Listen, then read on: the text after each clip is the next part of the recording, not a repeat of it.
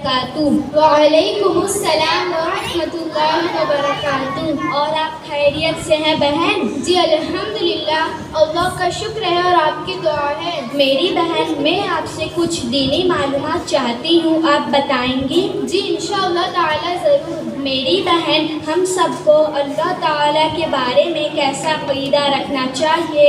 अल्लाह ताला एक है, उसका कोई शरीक नहीं। आसमानों ज़मीन और सारी मखलूक़ात का पैदा करने वाला वही है।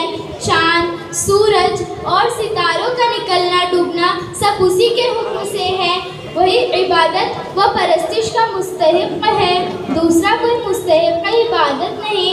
वह बेपरवाह है, किसी का मोहताज नहीं और तमाम जहाँ उसका मोहताज है।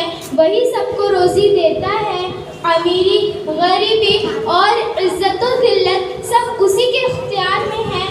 जिसे चाहता है इज़्ज़त देता है और जिसे चाहता है ज़िल्लत देता है। आराम व तकलीफ़ और मौत व ज़िंदगी सब उसी के हुक्म से है। उसका हर काम हिकमत है, बंदों के समझ में आए या ना आए। उसकी नेमतें और उसके एहसान में इंतहा है। वह हर खुली और छुपी चीज़ को जानता है, कोई चीज़ उसके इल्म से बाहर नहीं। वह हर कमाल व खूबी वाला है। झूठ, दगा, खयानत, जुल्म व जहल और बेहयाई वगैरह हर ऐब से पाक है। उसके लिए किसी किस्म का ऐब मानना कुफ्र है। अल्लाह ताला का एक होना कहाँ से साबित है? अल्लाह ताला का एक होना कुरान मजीद की बेशुमार आयतों से साबित है।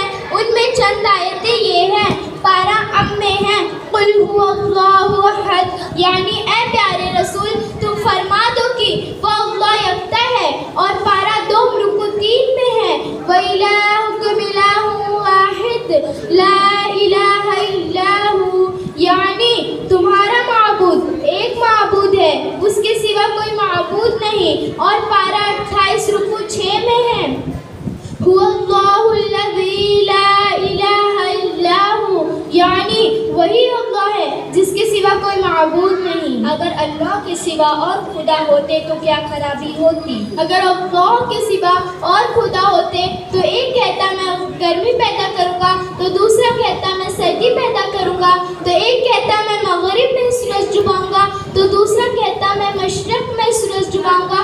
तो ज़मीन व आसमान का मौजूदा निज़ाम दरहम बरहम हो जाता।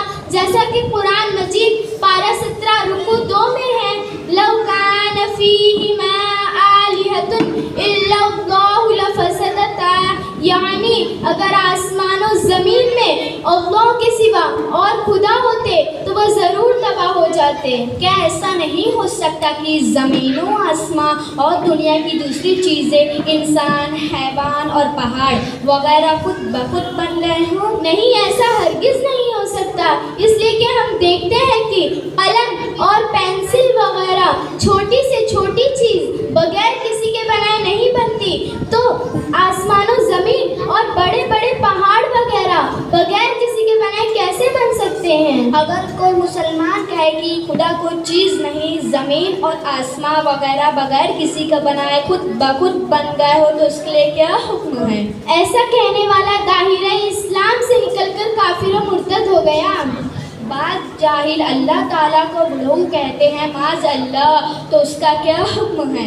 अल्लाह ताला की शान में ऐसा लफ्ज़ बोलना कुफ्र है। बाज़ लोग कहते हैं कि ऊपर वाला जैसा चाहेगा वैसा होगा, और कहते हैं कि ऊपर अल्लाह है नीचे तुम हो, या इस तरह कहते हैं कि ऊपर अल्लाह है नीचे पंच है। तो इन जुमलों में कोई खराबी तो नहीं है? बेशक खराबी है। ये सब जुमले गुमराही के हैं। मुसलमानों को इनसे परहेज करना निहायत ही ज़रूरी है। बराए करम वो जुमले बताए जिनका बोलना मुनासिब हो। नंबर 1, अल्लाह रब्बुल इज़्ज़त जैसा चाहेगा वैसा होगा। नंबर 2, हकीकी मदद अल्लाह की है, फिर तुम्हारी। पहले सहारा अल्लाह का है, फिर तुम्हारा।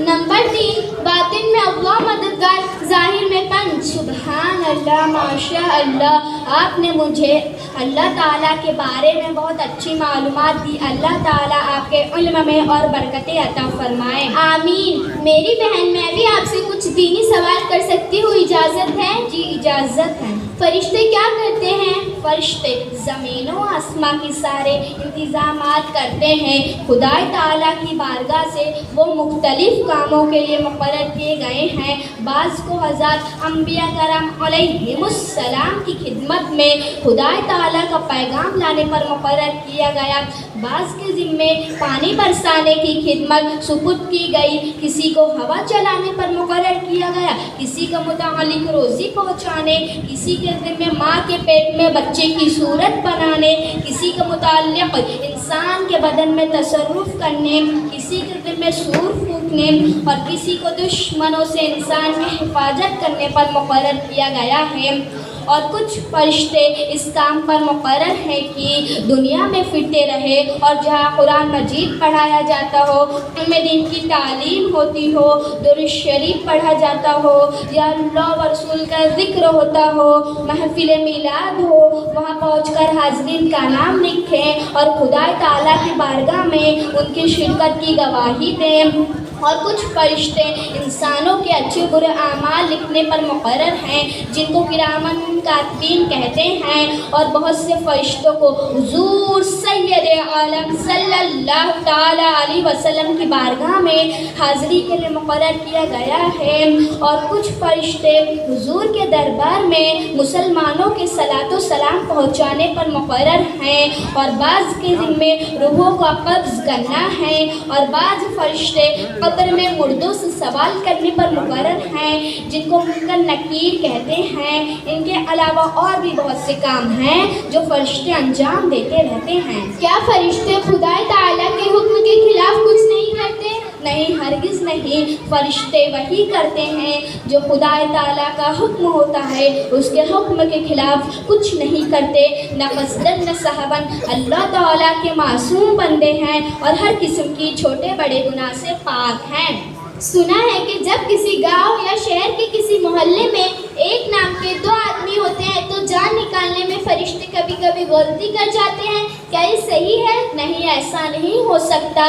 فرشتے اس قسم کی غلطی ہرگز نہیں کرتے۔ قرآن مجید پارہ 28 رکوع 19 میں ہے، یفعلون ما یؤمرون، یعنی فرشتوں کو جو حکم ہوتا ہے وہی کرتے ہیں۔ کیا فرشتے انسان کی شکل اختیار کر سکتے ہیں؟ ہاں، فرشتے جو شکل چاہے اختیار کر سکتے ہیں۔ یہ کہنا کہ فرشتے کوئی چیز نہیں، یا یہ کہنا کہ فرشتہ نیکی کی قوت کا نام ہے، تو اس کا کیا حکم ہے؟ یہ دونوں باتیں کفر ہیں۔ جزاک اللہ خیراً کثیرا۔ ماشاء اللہ، اللہ تعالیٰ آپ کے علم و عمل میں خوب برکتیں عطا فرمائے۔ آمین۔ السلام علیکم ورحمۃ اللہ وبرکاتہ۔ وعلیکم السلام ورحمۃ اللہ وبرکاتہ۔